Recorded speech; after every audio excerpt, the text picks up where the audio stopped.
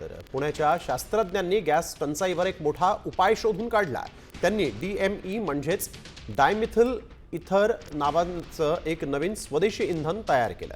हे इंधन LPG gas सारखंच असून ते स्वयंपाक आणि गाड्यांसाठी वापरता येईल। विशेष म्हणजे हे इंधन सध्याच्या गॅसपेक्षा जास्त शक्तिशाली आहे। पुण्याच्या पिरंगुटमध्ये याचा कारखानाही सुरू होतोय आणि यामुळे भारताला बाहेरून गॅस मागवण्याची गरज कमी पडेल।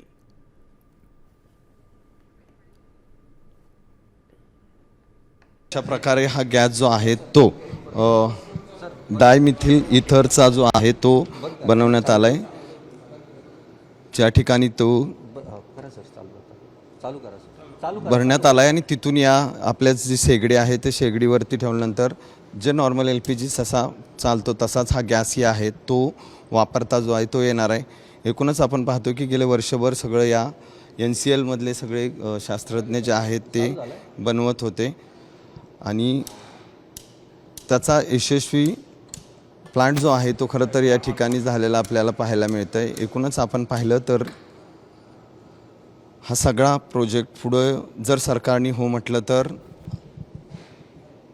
नागरिकांपर्यंत पण पोहोचणार आहे। त्यामुळं हे सगळा सध्या तरी या पुण्यातल्या NCLच्या DMEच्या पायलट प्लांट आहे आणि या प्लांटमध्ये खरं तर त्याचे यशस्वी चाचणी झालेले आहेत। त्यामुळं एकूणच आपण पाहतो की सध्या देशभर गॅसचा तुटवडा आहे, त्या पार्श्वभूमीवर याला खूप महत्त्व जे आहे ते प्राप्त झाले। डायमिथाइल इथर हे LPG सारखं इंधन आहे।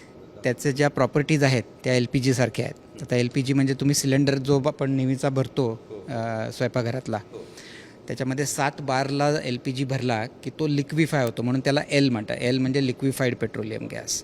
तर तो आपल्या घरगुती सिलेंडरमध्ये अर्ध लिक्विड आणि अर्धा गॅस ह्याच्यामध्ये असतो। तो आपण जो वापरतो स्वयंपाकाला तो गॅस वापरतो आणि जसा गॅस वापरत जातो तसं ते लिक्विड वेपराईज होतं।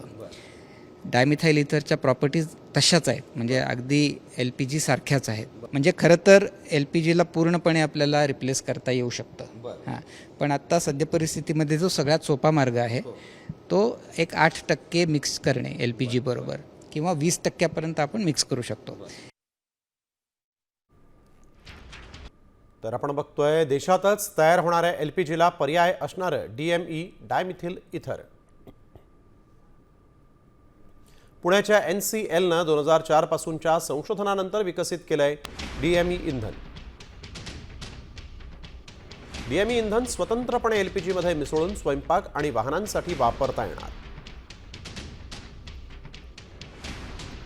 पारंपरिक LPGच्या तुलनेत 1.5 पट अधिक ऊर्जा देणारं हे प्रभावी इंधन आहे। पिरंगुटमध्ये दिवसाला 250 किलो क्षमतेचा प्रायोगिक प्रकल्प उभारण्यात येणार आहे। वर्षाला 2.1 कोटी मेट्रिक टन LPGची आयात कमी करण्यासाठी मदत होईल।